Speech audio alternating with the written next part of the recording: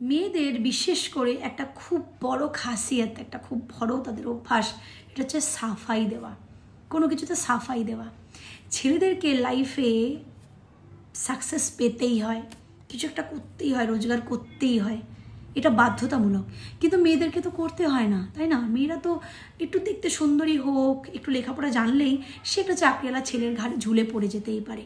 তাই কোনো মেয়ে যখন সেইভাবে সাকসেসফুল হয় না, তখন কিন্তু সে কটাক্ষের মুখে পড়ে।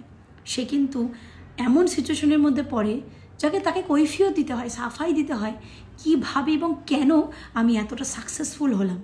কারণ ক্যারেক্টার অ্যাসাসিনেট করা মেয়েদের ক্ষেত্রে ভীষণ ইজি। আর মহিলারা তারা এই ভুলটা বারবার করে, কি তারা বারবার সাফাই দেয়। যতবার সেই মহিলাটাকে সন্দেহর চোখে দেখা হয়, ততবার সেই মহিলারা নিজেকে প্রমাণ করার চেষ্টা করে, ততবার সেই মহিলারা নিজের কৈফিয়ত দেওয়ার চেষ্টা করে, সাফাই দেওয়ার চেষ্টা করে যে না, আমি ভুল নই, আমি কোনো ভুল পথে সাকসেস পাইনি, আমি সৎ পথে সাকসেস পেয়েছি।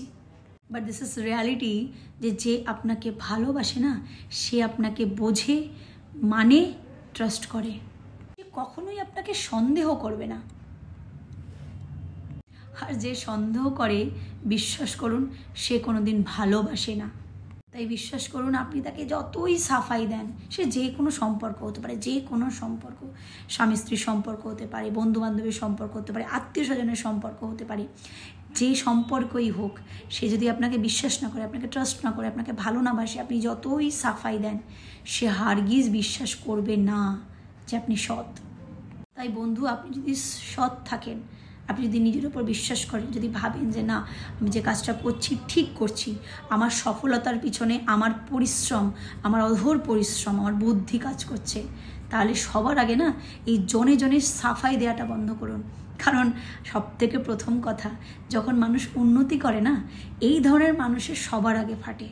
তাই এই ধরনের মানুষদেরকে সাফাই দেওয়া মানে নিজের ব্যক্তিত্বকে আর নিজের যে কনফিডেন্সটাকে নিচু করা, নিজেকে অপমান করা। তো সবার আগে সাফাই দেওয়াটা বন্ধ করুন।